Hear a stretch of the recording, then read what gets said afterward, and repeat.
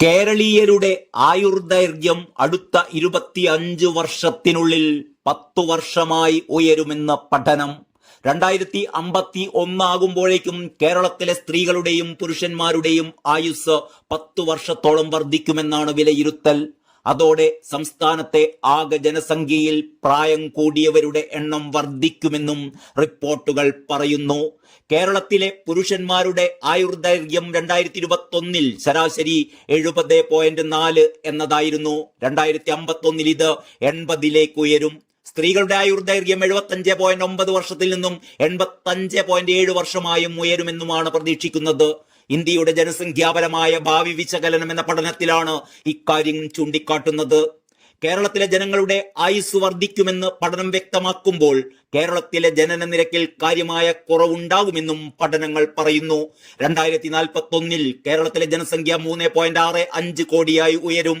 കേരളത്തെ പ്രായമേറിയവരുടെ സംസ്ഥാനമാക്കി മാറ്റുന്ന നിലയിലേക്കാണ് ഈ സാഹചര്യങ്ങൾ എത്തിക്കുക എന്നാണ് international institute of migration and development, population foundation of India എന്നിവ നടത്തിയ പഠനങ്ങളിൽ പരാമർശിക്കുന്നത്. സംസ്ഥാനത്തെ ജനസംഖ്യയിൽ കുട്ടികളുടെ എണ്ണം കുറയുമെന്നാണ് പഠനം ചൂണ്ടിക്കാട്ടുന്ന മറ്റൊരു വസ്തുത.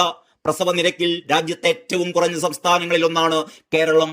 സംസ്ഥാനത്ത് ഒരു സ്ത്രീക്ക് 1.5 എന്ന നിലയിലാണ് കുട്ടികളുടെ എണ്ണം. ഇത് 1.4 എന്ന നിലയിലേക്ക് കുറയുമത്രേ.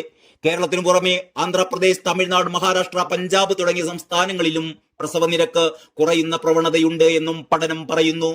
പ്രസവ നിരക്ക് കുറയുമ്പോഴും സംസ്ഥാനത്തെ ലിംഗാനുപാതം മാറ്റമില്ലാതെ തുടരാനാണ് സാധ്യത എന്നും പഠനങ്ങൾ പറയുന്നു.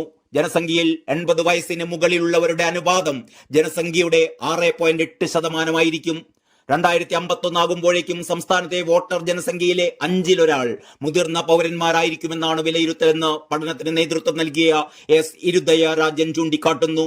ജനസംഖ്യയിലെ ഈ മാറ്റം കണക്കിലെടുത്ത് നയരൂപീകരണം ഉൾപ്പെടെ അധികൃതർ പരിഗണിക്കേണ്ടതുണ്ട്. ഉന്നത വിദ്യാഭ്യാസ മേഖലയിൽ ഉൾപ്പെടെ ദീർഘവീക്ഷണത്തോടെയുള്ള ഇടപെടലുകൾ ആവശ്യമാണ് എന്നും എസ് ഇരുദയരാജൻ പറയുന്നു.